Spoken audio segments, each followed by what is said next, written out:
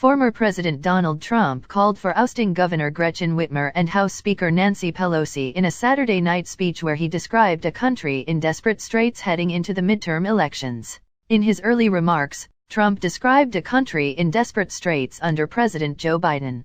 He criticized the resettling of Afghan refugees in Michigan as he hammered Biden's Afghanistan military withdrawal, while slamming Whitmer and Michigan Attorney General Dana Nessel for trying to shut down the Line 5 dual oil pipeline in Straits of Mackinac. 7 months from now, you're going to vote out Gretchen Whitmer, Trump told the crowd of 5,500 participants.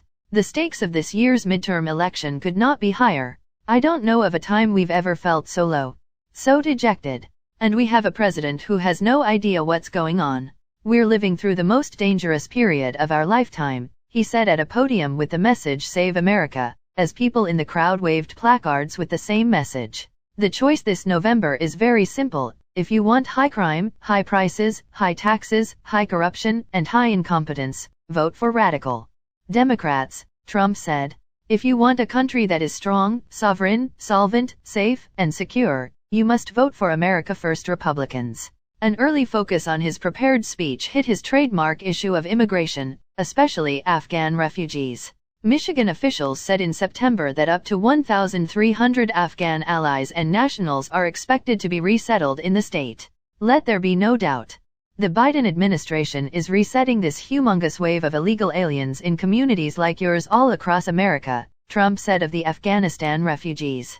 He claimed without evidence that thousands of unvetted, unscreened Afghan refugees are being resettled all over Michigan. The Biden administration has a screening process that critics have blamed for keeping some Afghan refugees overseas. A group of 69 Afghan refugees with connections to Michigan State University arrived in the United States from Albania after they narrowly escaped the Taliban last August when President Joe Biden withdrew remaining U.S. forces from Afghanistan. If any part of our country is going to be turned into a migrant camp, it should not be the communities of hardworking Americans, Trump said. It should be the neighborhoods of the radical left politicians. Whatever happened to the American dream, he added. The former president suggested Biden's withdrawal from Afghanistan the way we ran may have contributed to Russia's decision to attack Ukraine. Trump has similarly fought with his military advisors about expediting the departure of U.S. troops from Afghanistan but ultimately didn't withdraw all of them. Who would ever thought this was going to happen? Trump said, adding that he thought Russian President Vladimir Putin was using 150,000 soldiers at the Russia-Ukraine border as a negotiating tactic. I said, oh, he's gonna make a great deal. And he could have made a great deal, the former president said. With Ukraine, I sent the javelins, referring to weaponry. And Obama sent the blankets, Trump said. The former president then pivoted to Line 5, the 68-year-old pipeline that carries about 540,000 barrels of light crude and natural gas liquids that serve as a propane source to the Upper Peninsula and Lower Michigan after it is processed in Sarnia, Ontario. They're trying to shut down Michigan's Line 5, you know this right. Trump said Whitmer and Nessel, who is also running for re-election, have sought to shut down Line 5 in federal and state courts. Legal proceedings have dragged as Canadian officials have sought talks with Biden administration officials because they argue closing the pipeline would violate a treaty. But they tried to shut down Line 5 pipeline that provides 55% of all propane gas in the state of Michigan, Trump said. They want to close it. What the hell are they gonna do when it's closed? It's crazy.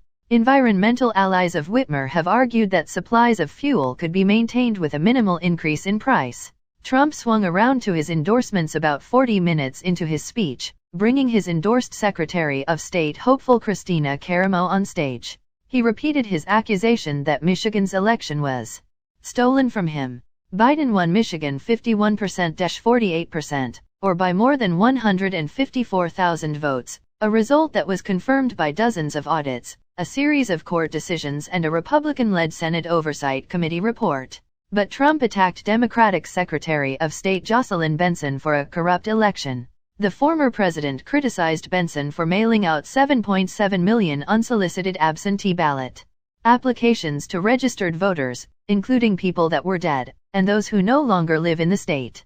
Other than that, it was wonderful. You're guaranteed to have a corrupt election, with your radical Secretary of State Jocelyn Benson, Trump said. He later called Benson a socialist and Nessel lawless. Christina is running for Secretary of State to clean up Michigan's election for us to deliver citizenship confirmation, residency, confirmation, little things like that, Trump said, calling Karamo back to the podium. I am so excited to be your next Secretary of State, to make sure that no matter who you vote for, what you believe, your vote counts and your vote is not nullified by an illegal ballot, Karamo said. Feel good about your vote. Someone voted for you, Trump joked.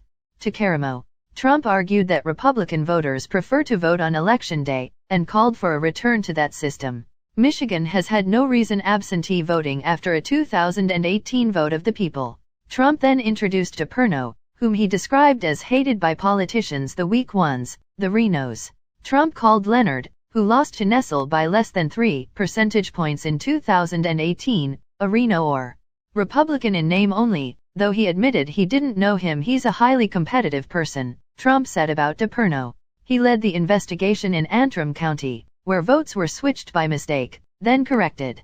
In May 2021, a local judge blocked DePerno's push for an independent and nonpartisan forensic audit in Antrim County, where Trump handily won after the Republican county clerk corrected mistakes after preliminary results showed Biden winning. A state audit that hand-recounted every vote upheld Trump's victory in the country but only found a net gain of 12 votes for Trump. And the GOP-controlled Michigan Senate Oversight Committee accused DePerno of spreading misleading information and illogical conclusions. As your Attorney General, Matt will defend your Second Amendment, Trump said. He will crack down on violent crime and he will ensure free, fair, and honest elections. DePerno called Trump the greatest president in the history of this country. In the spring of 2020, Governor Whitmer shut down our state, and some of us stood up and fought against it and never submitted to tyranny, DePerno said.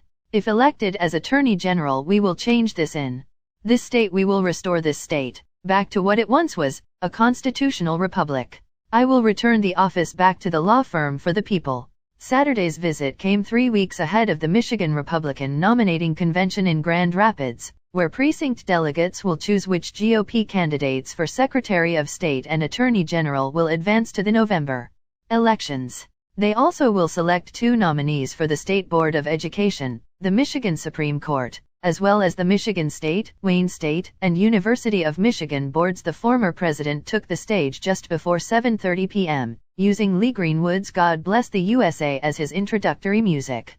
Wow, that's some crowd, Trump said to open his remarks.